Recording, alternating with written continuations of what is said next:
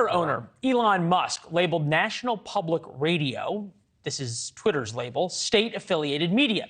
For reference, that's how they label media organizations in China and Russia. I say media organizations, they're actually state propaganda. As you might imagine, NPR and its supporters are not exactly thrilled with the designation. And to be fair, NPR's had a few rough weeks. They recently tweeted out the international governing body for track and field will ban trans women athletes from elite women's competitions, citing a priority for fairness over inclusion despite limited scientific research involving elite trans athletes. There's no doubt of the independence of NPR's journalists. America's far right is picking up on Russia's false narratives, and at least one of these stories is gaining a more mainstream audience. So, why have Democrats left Texas?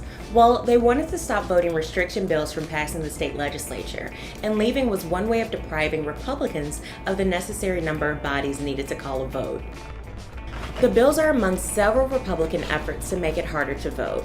And it has been, if you've ever been on the receiving end of their questions, you know this. Have a seat. Thank you. Thank you very much. All righty. Is there some way in which that election just passed has liberated you?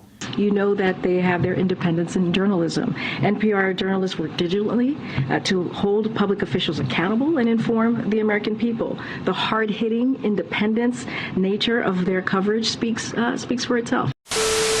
So diet culture is this overarching system of beliefs and values that's really endemic to Western culture at this point in history. So there was an anti-diet dietitian. Then, when we kept listening, we were introduced to a fitness expert who hates fitness. Listen. I was, and still am in a lot of ways, triggered by hearing the word fitness, because even before you kind of get engrossed in fitness culture, you are inundated into diet culture and some of the toxic messages. There is a growing movement to make fitness culture a more inclusive one. Ilya Parker is a leading voice in that effort. In fact, that was Ilya's voice you heard talking about how fitness is a trigger word.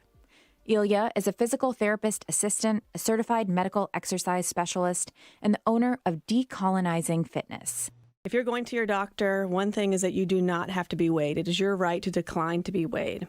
And so that you certainly can decline when you go. The other thing is to let your provider know that you would like medical care from a health at every size perspective, and that you would not want to discuss weight or weight management at your visit, that you have the right to ask for that.